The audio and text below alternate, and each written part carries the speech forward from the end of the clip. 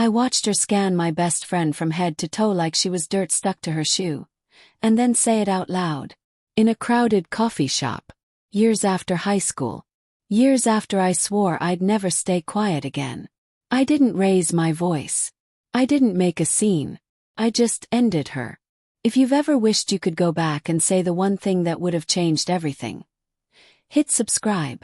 Like this video if justice stories are your fuel. And comment if you've ever stayed silent when you didn't want to. Now listen closely. Because this isn't about revenge. This is about finally choosing not to break.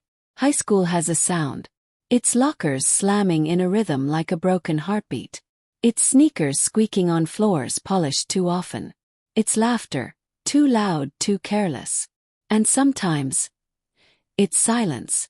The kind that swallows you whole because you're terrified that if you speak, it'll swallow you harder. My friend's name was Lila. Quiet. Not shy exactly, just careful. The kind of careful you learn when you grow up reading the room before you read the textbook. The kind that makes you notice where the teacher stands and where the cameras don't reach. The kind that tells you who can hurt you and when. Lila didn't wear loud colors. She didn't wear much makeup. She didn't flirt with the chaos of popularity like it owed her something. She came to class, took notes like her life depended on neat margins, and left like trying not to be noticed was a sport she'd trained for. And then there was her. The queen of hallways. The volunteer of every committee that mattered only because it kept her face in the yearbook. Perfect hair. Perfect laugh. Perfect timing with cruelty that never left fingerprints. Mel never shoved Lila into lockers. She didn't trip her in hallways. She didn't do the dramatic things movies like to pretend bullying looks like. She did the small things. The invisible things. The kind that sting worse because no one ever prosecutes them. A whisper just loud enough. A laugh that landed at the wrong moment. A comment disguised as a compliment. Wow, you always look so simple. Did you mean to wear that or did your closet give up? Do you ever talk or is that not your thing? And Lila would smile. Because you learn early that if you don't give people a reaction, sometimes they get bored. Except Mel never got bored. She fed on it. I sat next to Lila in English most of junior year. We bonded over writing prompts and the way teachers talked like we were already adults. We shared earbuds and half-chewed gum and stupid notes we'd fold into impossible shapes. She never complained. Not once did Lila walk into class and say, "I'm tired." Not once did she tell me what Mel whispered when I wasn't there. Not once did she admit that she went home heavier than she arrived. But I saw it. The way her shoulders curled inward when Mel entered a room. The way her laughter quieted if Mel sat nearby. The way Lila would check her outfit in bathroom mirrors like she was looking for evidence. Evidence of what? That she deserved it. I wanted to say something. So many times I rehearsed it in my head. Leave her alone. What's wrong with you? Pick on someone your own size. Big speeches in the shower. Brave words while tying my shoes. Hero lines whispered to the mirror like it could make me something I wasn't in hallways. And then the moment came. And I swallowed every single one of them.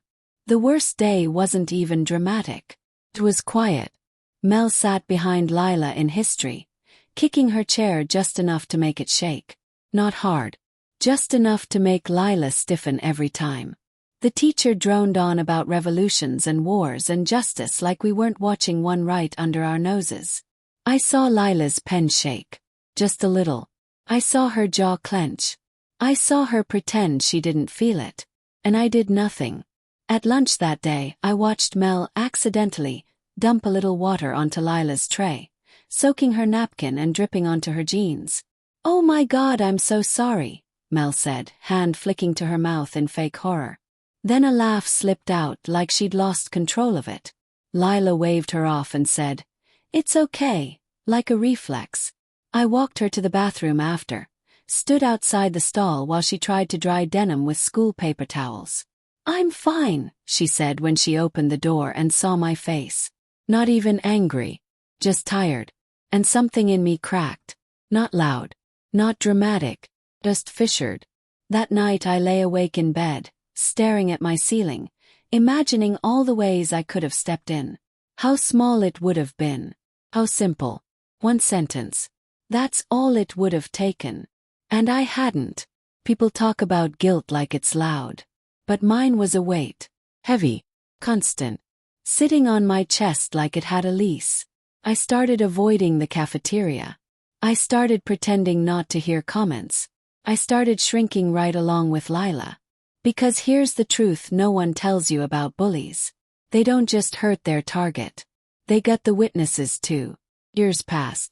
Graduation came. Cups flew. People cried. Mel posted 27 photos from the night. Captions about never look back. I did look back. I looked back when Lila and I kept in touch, even when our lives went in different directions. When she landed a job she loved. When she finally started dressing the way she wanted. When she laughed without checking who was listening. I looked back every time she said, "I'm okay," in a voice that still sounded like she was convincing herself. And every time I wondered if I'd stolen something from her. Not a jacket. Not a lunch. Not a seat in class. Courage.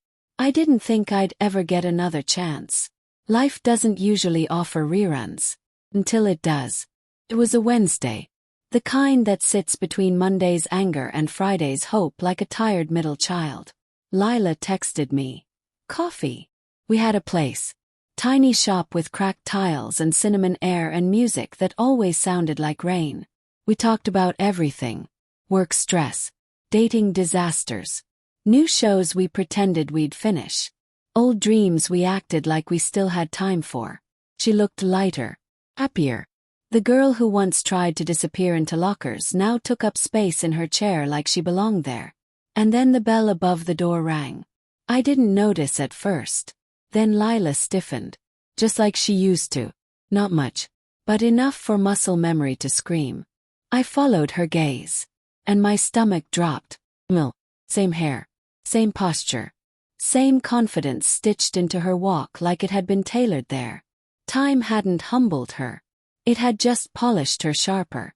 She ordered at the counter, voice loud, laugh too familiar. Then she turned. Her eyes found us. It was instant. Like predators have radar. She smiled. Not the high school smile. The I own this room smile. Wow, she said, walking closer. You still look the same. Always so plain.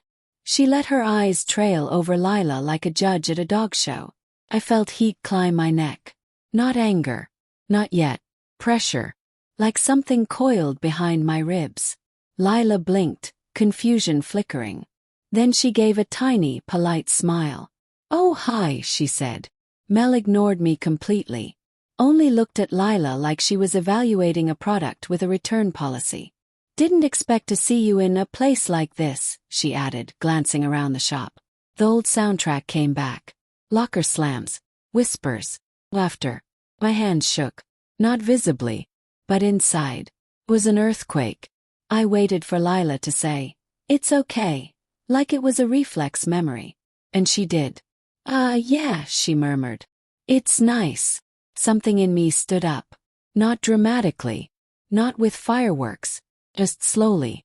Like a spine realizing it existed. I turned to Mel. She finally noticed me. Her eyes flicked over like I was a background character. And then she smiled. The same smile she'd used on teachers. Boys. On anyone she didn't fear. And I realized something in that moment that still makes my chest tight. She'd never been challenged. Not once. Not in a way that mattered. Not in a way she remembered. And she assumed she never would be. Yeah, I said slowly. She does look the same. Mel smiled wider. Right, she said. Some people just don't. Stable job, I continued. Good life. No issues. Then I met Mel's eyes. And you? The shop went quiet. I hadn't raised my voice. But my words had weight. What's your situation these days? Asked. Still starting drama for fun. Mel laughed. The awkward kind. The kind that's louder than it should be. The kind designed to fill space where confidence should be. You're being sensitive, she waved. I leaned back in my chair. Not aggressive. Just done. If you're still picking on people as an adult, I said calmly, that's not confidence. Smiled. Mull. That's just sad. Silence. The kind you hear in your ears. The kind that feels like everyone's holding their breath. I gestured toward our mugs. We're enjoying our coffee. You can go. It wasn't loud. It wasn't cruel. It was final. Mel blinked. Once. And for the first time in my life. She didn't have a line. Didn't have a joke. Didn't have a comeback. Her face flushed. Not red-hot angry. Just caught. Like a kid with a hand in a cookie jar that finally got named. She made a face that tried to be indifferent. Tried to be cool. Tried to be untouched. But her eyes didn't lie. They were small. And steady. They turned. And walked out. No speech. No insult. No last word. The door chimed behind her like a period. And that was that. But the story wasn't over. Because what happened next was something I never expected. Lila didn't speak at first. She just stared at the door. Like it might come back in. Like it might open and flood the room with ghosts again. I reached across the table. Took her hand. It was cold. Even in summer. Hey, I said gently. Her eyes flicked to mine. And then her lip trembled. Just a little. The way people do when they're trying not to cry in front of witnesses. And then she whispered it. Barely audible. Thank you. My throat tightened. For what? I asked even though I knew. For saying what I never could. We sat there for a long time. Our coffee went cold. The music changed twice. The world kept moving. And something inside her finally stopped shaking. I wish someone said something back then, she confessed. Her voice wasn't angry. It was simply true. I wish I did, I said.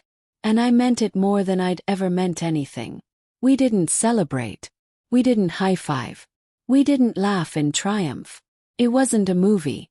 It was quieter than that. Mournful. Healing. Like cleaning an old wound for the first time. The next weeks were strange. Light somehow. Lila started posting more photos of herself smiling. Standing straighter. Laughing louder. It wasn't about Mel. Not really. It was about finally knowing that what happened wasn't okay. And it never had been. I thought that was the end. And it would have been. If Mel hadn't tried to reclaim power. She didn't show up again. Didn't confront us. Didn't pretend nothing happened. Well, she did something else. She blocked us both online. Ready. Mo. The last move of someone who didn't get the last word. And somehow, that felt like victory. I'd stood up once. And everything in me changed.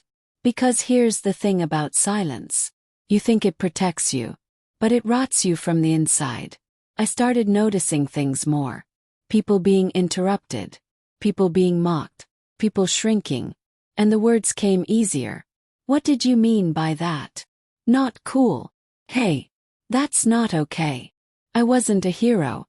I wasn't starting movements. I was just present, honest, willing. And with every sentence I spoke now that I hadn't back then, the weight lifted. But here's the part that shook me the most. One night, months after the coffee shop, Lila called me. Crying. Not sad crying. The kind that sounds free. I wore red lipstick today, she said through laughs and tears. And blinked. And, yes. And I've never done that before, she said. I always thought it would make me noticeable. I sniffed. And today I wanted to be. I smiled in the dark. That's what revenge really looks like. Not destruction. Not humiliation. Not pain. But restoration. And suddenly the coffee shop moment felt like more than a comeback. Felt like closure. But the world had one more little bow to tie. Weeks later, a mutual friend asked me something casual at a get-together. Did you hear about Mel? She asked. I shook my head. No, I said.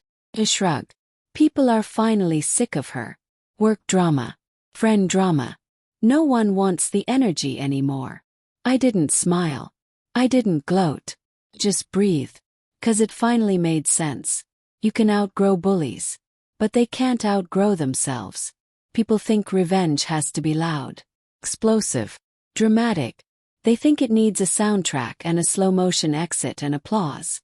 But the most powerful kind, the kind that actually changes things, is quiet, unavoidable, permanent. Mel didn't lose her job because of me. Didn't lose friends because of me. Didn't crumble because of me. She just finally met someone who didn't play along. And when no one reacts to a performance, a show dies. That's what happened. No audience, no echo, no fuel. And she faded. Not from the world, but from power, which for someone like her, is worse. I realized something else too. We talk about confronting bullies like it's about them. But it's not. It's about you. It's about finally telling your nervous system it doesn't have to stay in fight or flight. It's about rewriting a scene that's been looping in your head for years.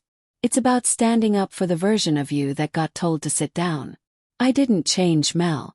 But I changed Lila's story. And I rewrote my own. I didn't stop being afraid that day. I just stopped letting it drive. And if you're listening to this right now, if you've been quiet to survive, hear this. You don't owe anyone your silence. Not your peace. Not your dignity. Not your story. The moment I spoke, everything shifted. Not in the room. Me. And maybe that's the real ending. Not her walking out. But me walking into who I should have been all along. Resolution and reflection. 1 to 2 minutes. I used to think revenge meant winning. Now I know it means healing. 1 sentence. That's all it took. Not to destroy a person, but to free one. And I'd wait 1,000 lifetimes to say it again if that's what it took to give her back her breath. If you've been carrying old words unsaid, let them go. Not with rage, but with truth. Because that's the kind no one recovers from. If this story hit you like it, share it and subscribe. Drop a comment with the moment you wish you could redo. And remember, your voice doesn't need permission. Just needs courage.